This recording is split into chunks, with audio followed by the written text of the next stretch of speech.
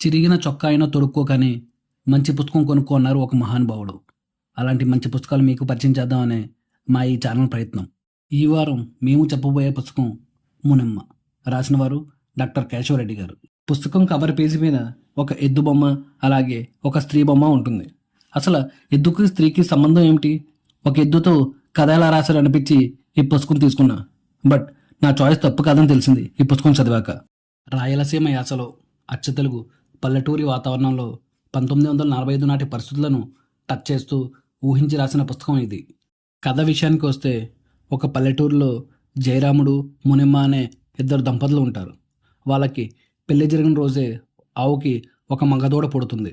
దాంతో దాన్ని ఇంట్లో మనిషిలాగా చూసుకుంటారు. దాని మీద వాళ్ళకి ఎంత ప్రేమ అంటే వాళ్ళ చేతి మీద దాని ముఖం పచ్చబుట్టు కూడా పొడిపించుకుంటారు. కానీ ఒకరోజు జయరాముడు ఆ ఎద్దుని రక్తం వచ్చేటట్లు కొట్టి సంతలో అమ్మేయడానికి దాన్ని వెంటబెట్టుకుని వేరే ఊరికి నడిచి వెళ్తాడు. ఒక 2 రోజుల తర్వాత ఎద్దు మాత్రమే ఇంటికి తిరిగి వస్తుంది. ఏమైందో తెలియక తన భర్త జాడ కోసం మునెమ్మ బయలుదేరుతుంది. తన భర్తను వెతికే క్రమంలో కొన్ని గ్రామాలు తిరుగుతుంది మునెమ్మ.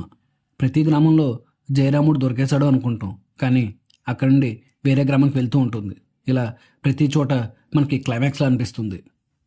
ప్రాణంగా పెంచుకున్న ఎద్దుని ఎందుకంత అలా కొట్టి సంతలో అమ్మేయడానికి తీసుకువెళ్తాడు? ఎద్దు ఎలా తిరిగి వచ్చింది? జయరాముడు ఏమైపోయాడు? మునెమ్మకి తన భర్త జాడ తెలిసిందా?